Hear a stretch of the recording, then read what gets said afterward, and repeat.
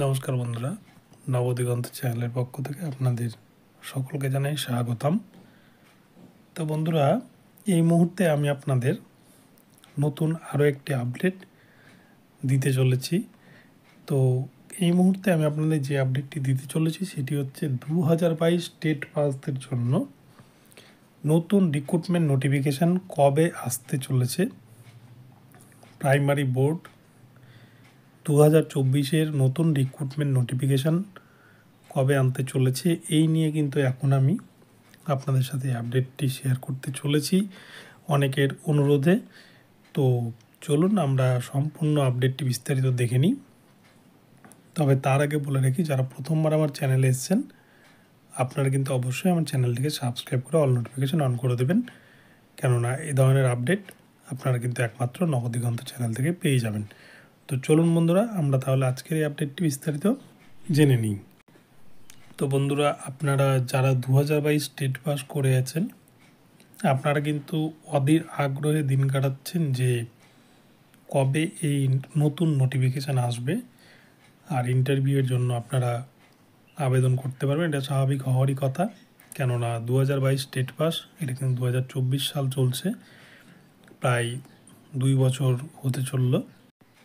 নতুন রিক্রুটমেন্টের জন্য আমরা কিন্তু 2022 স্টেট পাসদের কাছ থেকে অনেক কিছু দেখেছি, কীভাবে আন্দোলন করতে হয় কলকাতা শহরে, সেটা কিন্তু তারা দেখিয়ে দিয়েছে। তো 2022 স্টেট পাসদের জন্য নতুন রিক্রুটমেন্ট নোটিফিকেশান তো অবশ্যই আসবে পর্ষদের তরফ থেকে, কিন্তু সবথেকে বড় কথা, পর্ষদ এখনও পর্যন্ত 2022 রিক্রুটমেন্ট নোটিফিকেশান নিয়ে কোনো রকমের কোনো সদুত্তর বা পর্ষদ সভাপতি কোনো রকমের কোনো কনফারেন্স করছে না কেন। তো এ প্রসঙ্গে আপনাদের বলে রাখি, 2022 রিক্রুটমেন্টের জন্য নতুন যে রিক্রুটমেন্ট বিজ্ঞপ্তি আসতে চলেছে সেটা কিন্তু ভোটের আগে কোনোভাবেই পর্ষদ দেবে না, কেননা পর্ষদ কিন্তু 9533-এর যে বকেয়া নিয়োগ এখনও পর্যন্ত পেন্ডিং অবস্থায় রয়েছে তাদের কিন্তু কাউন্সেলিং করাবে ভোটের পর বলে জানিয়ে দিয়েছে।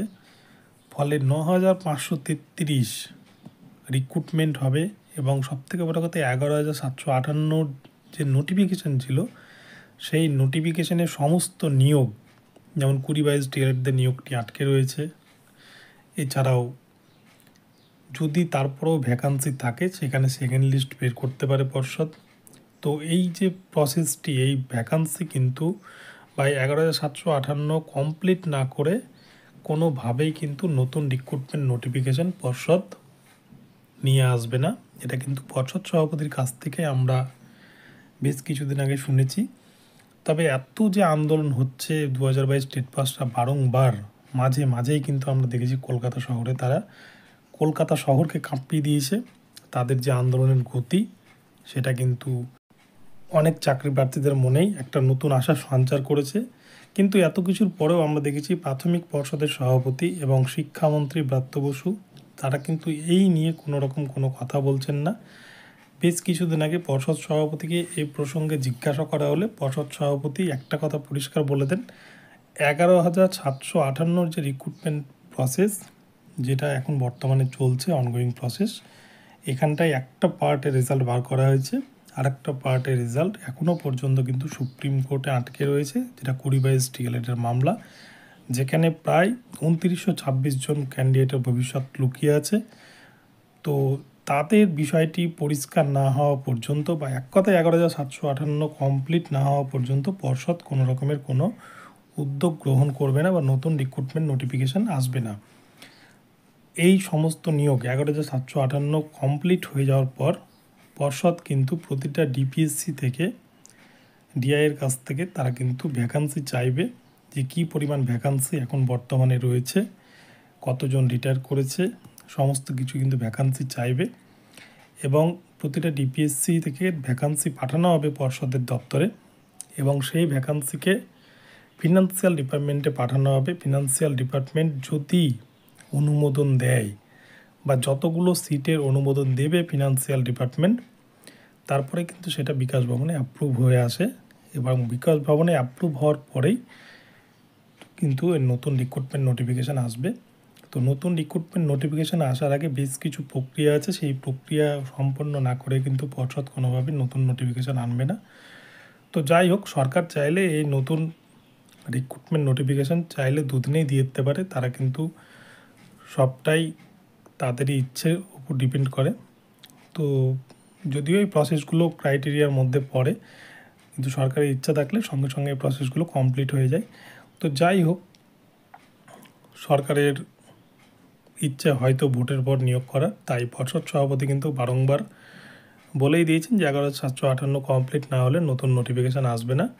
তো 11,758 কমপ্লিট কিন্তু ভোটের পরেই হবে পর্ষদের কথা মতো, এবং তারা জানিয়ে দিয়েছে বকেয়া কাউন্সেলিং যেহেতু ভোটের পর হচ্ছে, 20-22 ডিএলএডদের নিয়োগও যেহেতু ভোটের পরেই হচ্ছে, তাই এক কথায় বলা যায় 11,758 নিয়োগের পরে 2024 রিক্রুটমেন্ট নোটিফিকেশানের ভ্যাকান্সি আসবে।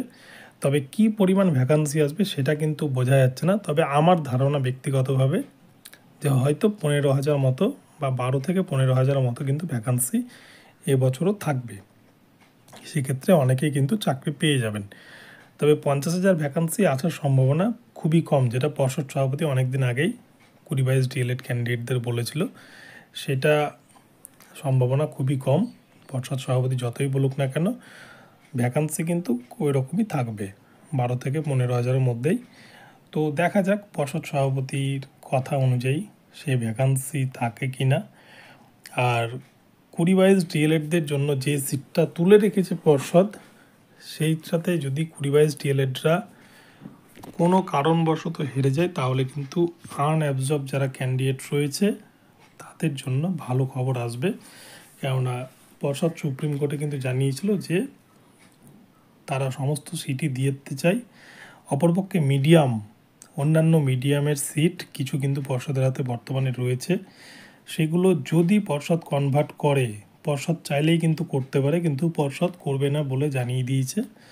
তারা জানিয়ে দিয়েছে ওই সব মিডিয়ামে যোগ্য ক্যান্ডিডেট পাওয়া যায়নি। তো সেই সিটকে যদি তারা কনভার্ট করে বাংলা মিডিয়ামে কনভার্ট করে দেয়, তাহলেই কিন্তু বেশ কিছু পশ্চিমবঙ্গের চাকরি প্রার্থীর চাকরি পেয়ে যায়, এবং 2022 স্টেট পাস যারা রয়েছেন তাদের কিন্তু কম্পিটিশান কিছুটা হলেও কমে। কেননা যারা এখানে চাকরি পাচ্ছে না 11,758, তারা কিন্তু পরবর্তীতে গিয়ে 2022 রিক্রুটমেন্ট প্রসেসে তারা ভিড় বাড়াবে এবং তারা কিন্তু সেখানে কম্পিটিশান করবে। ফলে চাকরি পাওয়ার সম্ভাবনা কিছুটা হলেও কিন্তু একটু হলেও টাফ হয়ে উঠবে। তো যাই হোক, তো 2022 রিক্রুটমেন্টের নোটিফিকেশান আসছে, তো কবে আসবে সেটা দেখা যাক ভোটের পর। তো বন্ধুরা, আজকে এই পর্যন্ত রইল আপডেটটি। অনেকের অনুরোধে ভিডিওটি বানালাম। ভিডিওটি ভালো লাগলে চ্যানেলটিকে সাবস্ক্রাইব করবেন এবং এই ধরনের আপডেট পেতে অবশ্যই চ্যানেলটিকে ফলো করে রাখবেন। ধন্যবাদ সকলকেই, সকলে ভালো থাকবেন। দেখা হচ্ছে পরবর্তী ভিডিওতে।